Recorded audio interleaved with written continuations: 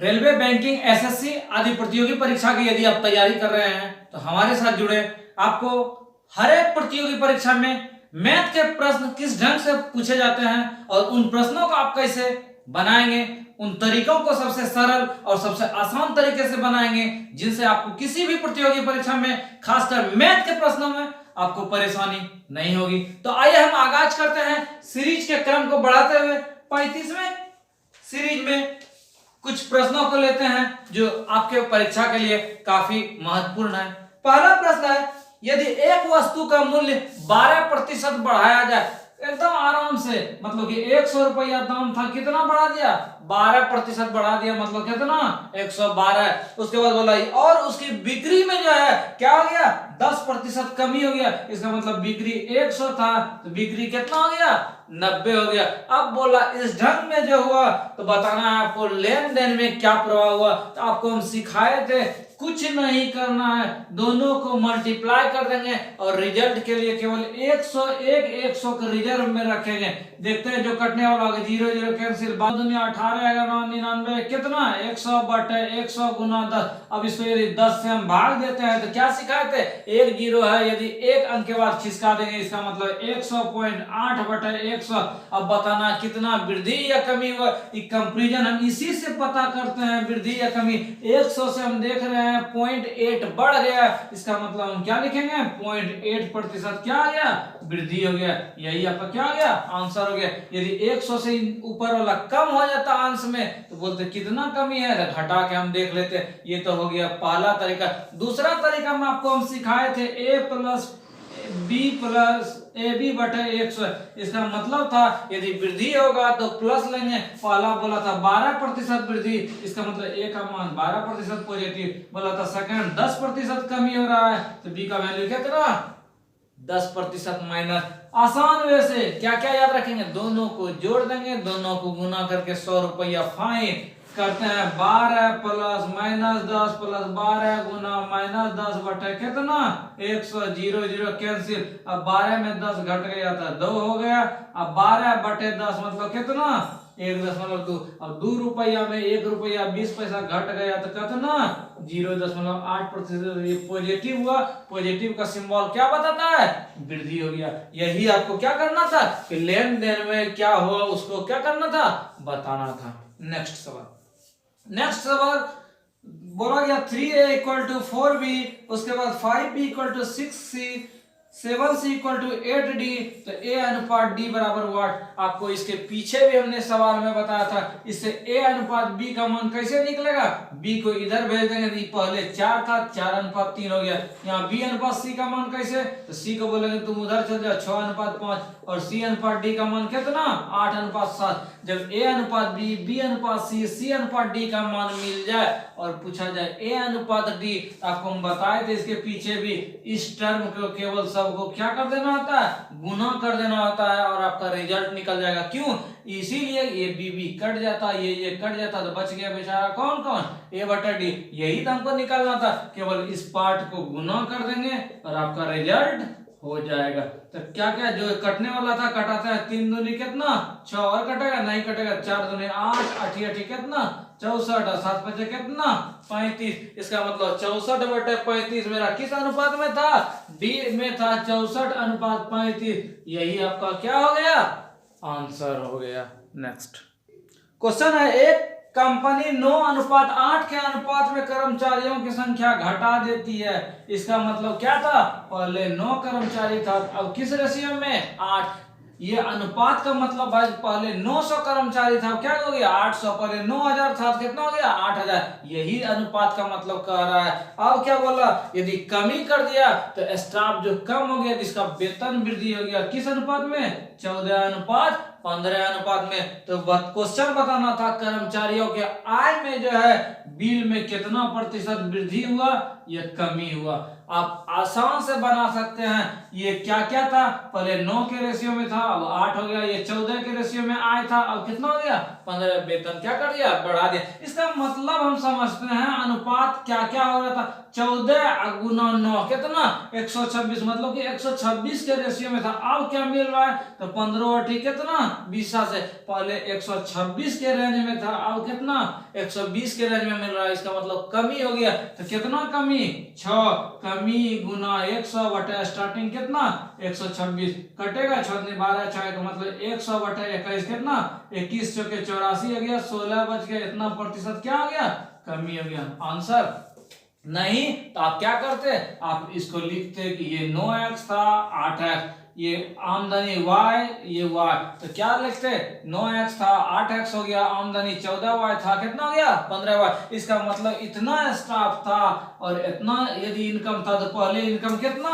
9x staff था 14y था, तो 14 26 से 126xy, फिर लिखते 15 गुना 8 120xy, घटाते तो 6xy गुना 100 बटे 126 सेम ही आता, और यही आपका क्या आता आंसर आता।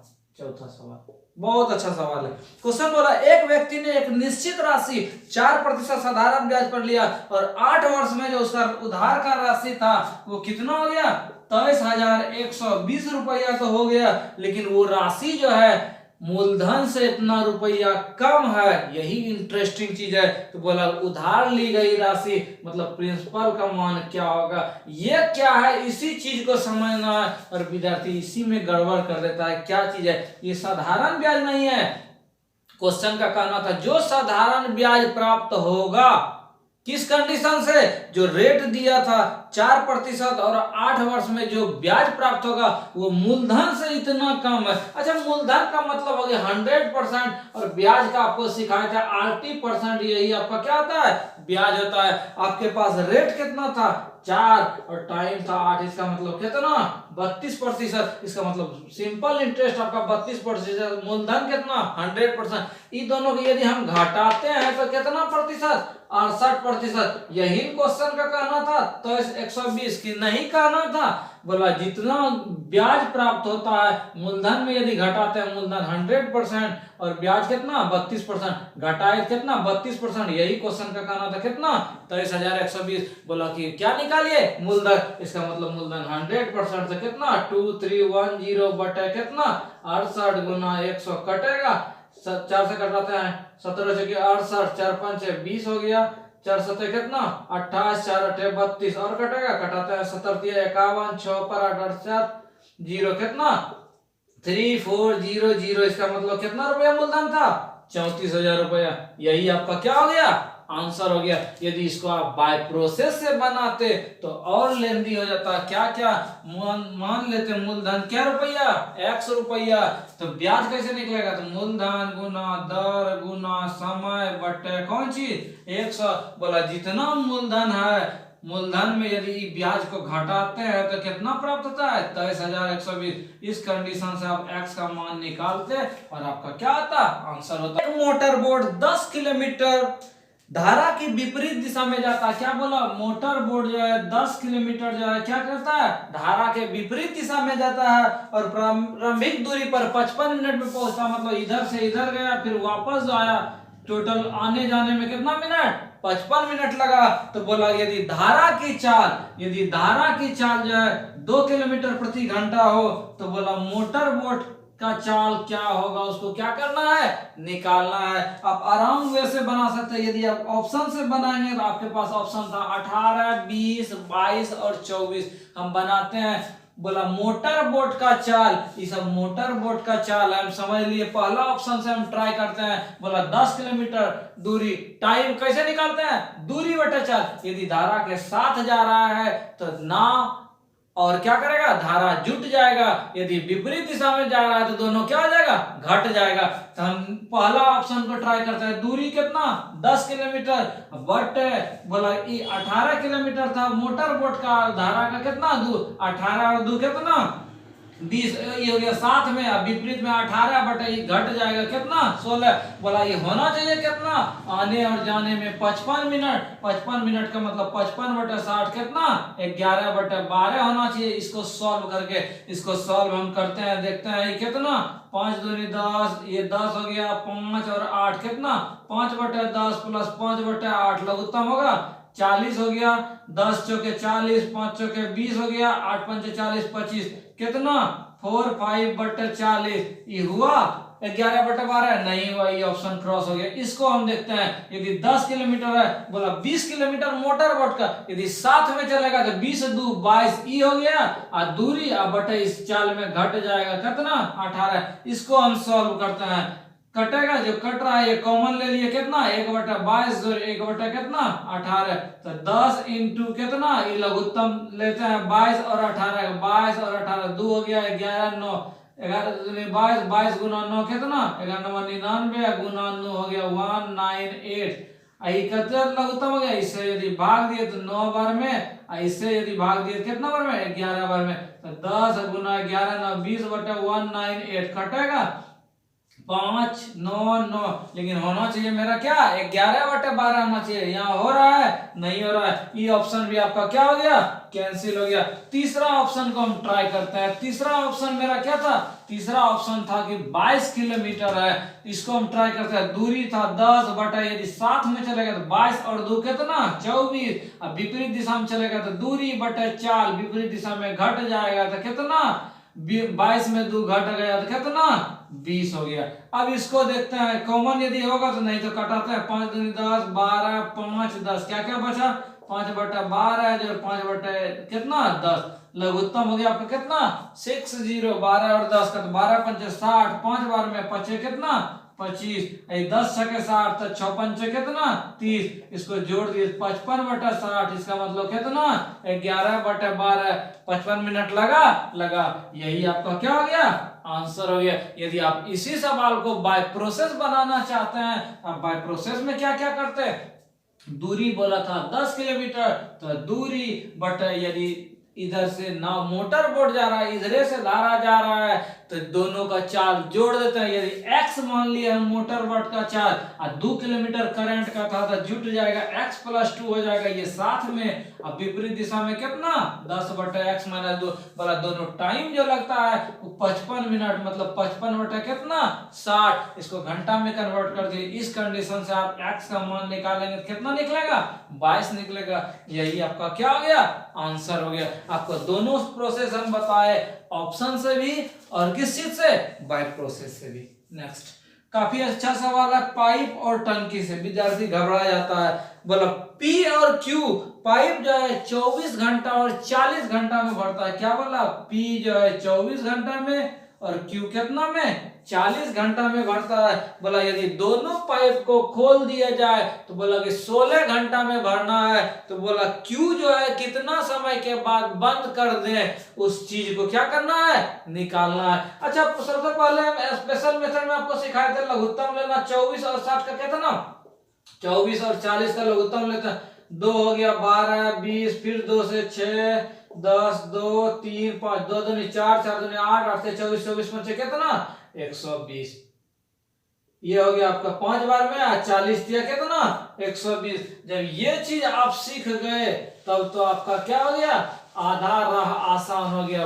वो कैसे, तो बोला Q को बताना है कितना टाइम के बाद बंद कर दें, Q के इस चीज को कितना टाइम के बाद हम बंद कर दें, जो कि जो बचा है वो P जो है कितना घंटा में टोटल भर दे 40 घंटा 16 घंटा में भरना है। तो हम क्या क्या करेंगे, टोटल टंकी का कैपेसिटी हम निकाले थे कितना 120। अच्छा 16 घंटा यदि इस पूरा फुल्ली छोड़ देंगे P को, तो ये एक बार में 1 घंटा में बोला 5 यूनिट, तो 16 घंटा में क्या यूनिट 16 5 80, इसका मतलब 120 माइनस 80, इसका मतलब 40 यूनिट बच गया किसके लिए Q के लिए। इसीलिए कि P जो है भर दिया 16 घंटा में, टंकी को भरना है तो 16 5 80, ये 80 यूनिट भर दिया, टंकी पूरा 120 यूनिट का, तो बच गया कितना 40 यूनिट। ये कौन भरा होगा Q भरा होगा। बोला टोटी कितना टाइम के बाद बंद कर देंगे, उसका मतलब 40 बटे ये एक बार में कितना यूनिट 3 यूनिट, मतलब 13.1/3 इतना घंटा हो गया।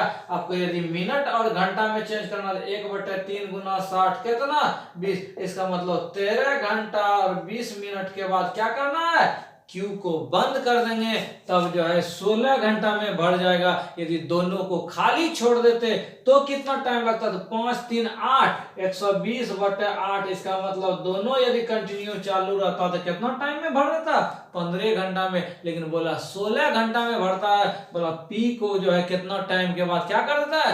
बंद कर देता है। अच्छा 16 घंटा का एक बार फिर से रिवीजन कराते हैं। P बोला था 24 घंटा में, Q बोला था 40 घंटा में। इसका कैपेसिटी कैसे निकालते हैं? दोनों का लघुत्तम ले लिए 120। P का कैपेसिटी निकल गया 24 से 120 5 बार में, 40 दिया 120 3। इसका मतलब हो गया P जो है 1 घंटा में 5 यूनिट और Q 1 घंटा में क्या यूनिट? 3 यूनिट। अब बोला Q को कितना टाइम के बाद हम बंद कर देते हैं जो कि 16 घंटा में भर जाए। इसका मतलब P जो है फुल फ्लेज चला है 16 घंटा में। तो ये 16 घंटा में कितना भरा होगा? 16 5 80। टोटल टंकी का कैपेसिटी 120। जब 80 जो है भर दिया मेरा P तो Q के लिए कितना बचा? 40 लीटर केवल Q को भरना है। और Q बोला था हम एक बार में क्या यूनिट भरते हैं? 3 यूनिट। तो 40/3 इसका मतलब कितना? 13.1/3। इसको मिनट और घंटा में कन्वर्ट कर दिए तो आपका 13 घंटा कितना मिनट? 20 मिनट हो गया। क्वेश्चन है 100 संख्याओं का औसत 100 है। क्या बोला?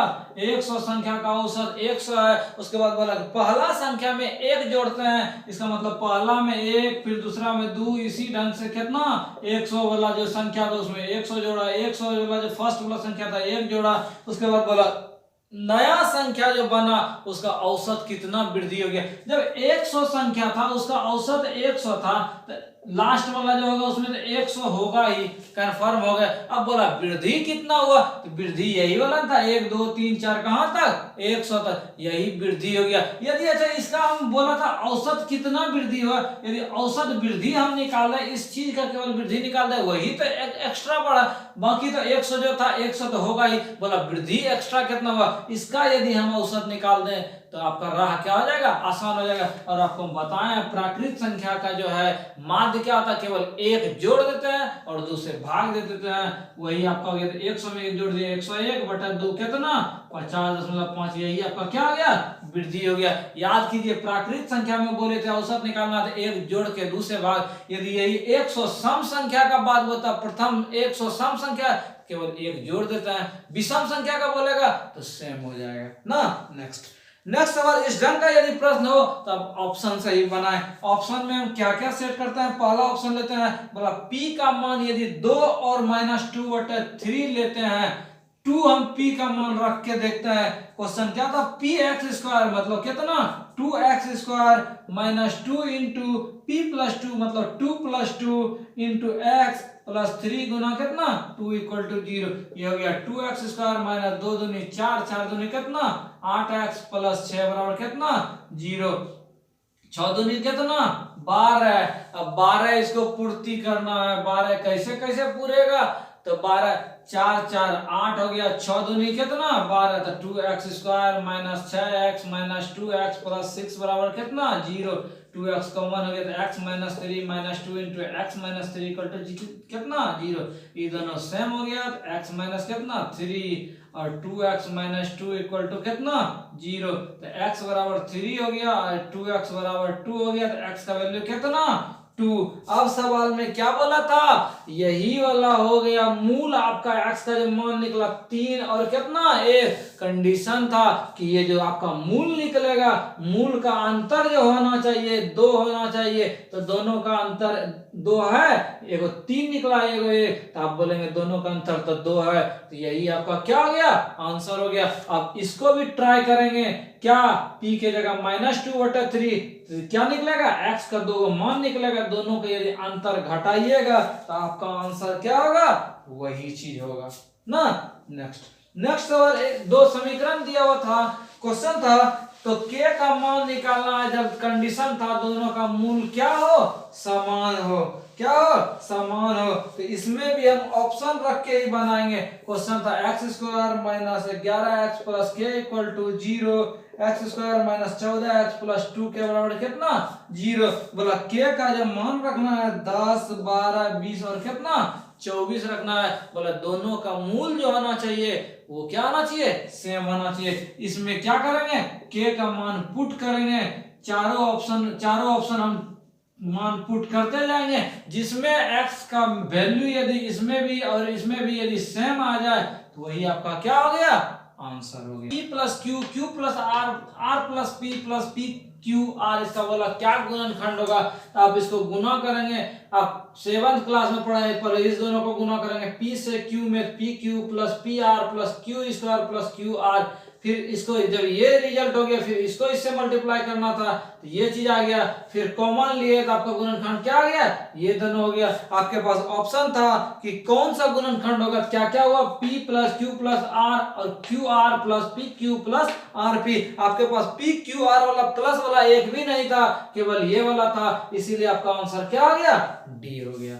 नेक्स्ट सवाल जीपी से रिलेटेड है। बोला कि पहला पद जो है ए उसको डिनोटेट करते हैं कितना, 28 है। उसके बाद बोला चौथा पद मतलब फोर्थ टर्म जो है कितना, 4/49 है। और जीपी में आप पढ़े हैं सूत्र क्या होता है, ए आर पर पावर n-1, यही होता है ना जीपी का एनवा टर्म, क्या पर एनवा पर। जब चौथा टर्म था तो एक पावर कम करता है, इसका मतलब ए आर क्यू का वैल्यू कितना, 4/49। ए का वैल्यू आपके पास 28 दिया हुआ था, इंटू आर क्यू बराबर कितना, 4/49, 4 7 कितना 28, आर क्यू का मान कितना 1/49 गुना 7, और आर का वैल्यू आप निकालेंगे यहाँ 3 1/49 गुना 7, इसका मतलब कितना 1/7। अब बोला था केवल आर कॉमन रेशियो नहीं निकालिए, हमको इस टर्म जो होगा अनंत पदों का योग क्या होगा, तो एस अनंत पदों का जो जोड़ होता है वो a/1 माइनस क्या होता है, आर होता है। तो आपको सूत्र क्या करना है, याद रखना है। ए का टर्म कितना 28/1 माइनस आर का वैल्यू कितना 1/7, 28 बटे ये हो गया 6/7, 28 गुना 7 बटे कितना 6, 3 दूनी 6, 14, 64 कितना 98/3, मतलब 3 3 9 2 3, यही आपका क्या हो गया, आंसर हो गया। नेक्स्ट 12वां सवाल है, 25 पाई सेंटीमीटर लंबे तार को 100 सेंटीमीटर वृत्त के चाप के रूप में मोड़ा जाता है तो कितना आंतरिक कोण होगा। तो इसका सूत्र आपको याद रखना होगा, क्या, थीटा इक्वल टू आंतरिक कोण जो होता है L/R होता है। L हो गया किस चीज का, लंबाई हो गया तार का, तो तार का लंबाई आपके पास कितना था 25 पाई बटे R मतलब त्रिज्या, बोला 100 पाई व्यास वाला, जब व्यास का मान 100, इसका मतलब D का मान 100 तो R का मान क्या, D/2, 100/2 कितना 50, कट गया, इसका मतलब कितना π/2, आंसर था सवाल में जान। नेक्स्ट बोला एक आयत की लंबाई 2 सेंटीमीटर और चौड़ाई 4 सेंटीमीटर है। क्या बोला, एक आयत की लंबाई है, बोला 2 सेंटीमीटर लंबा और 4 सेंटीमीटर क्या है, चौड़ा है। बोला इसका विकर्ण का लंबाई क्या होगा। आप पढ़े हैं आयत का विकर्ण क्या, लंबाई स्क्वायर जोड़ कौन चीज, चौड़ाई स्क्वायर। तो 2 का स्क्वायर जोड़ 4 का स्क्वायर तो कितना 2 दूनी 4, 4 से 16 कितना 20 का रूट। अब इसको सवाल को विद्यार्थी में इसका जो वर्गमूल आप निकालेंगे तो प्लस माइनस कितना 2√5, और ये भी आपका ऑप्शन में था बी, जो लिख देगा तो उसका क्या हो जाएगा, गलत हो जाएगा। बोलेगा हम तो सही बना के आए थे, लेकिन जब आप निकाल रहे हैं विकर्ण तो विकर्ण का जो वैल्यू होगा ये वो माइनस में क्या होगा, नहीं होगा, इसीलिए इसका मान क्या लेंगे +√5 ना।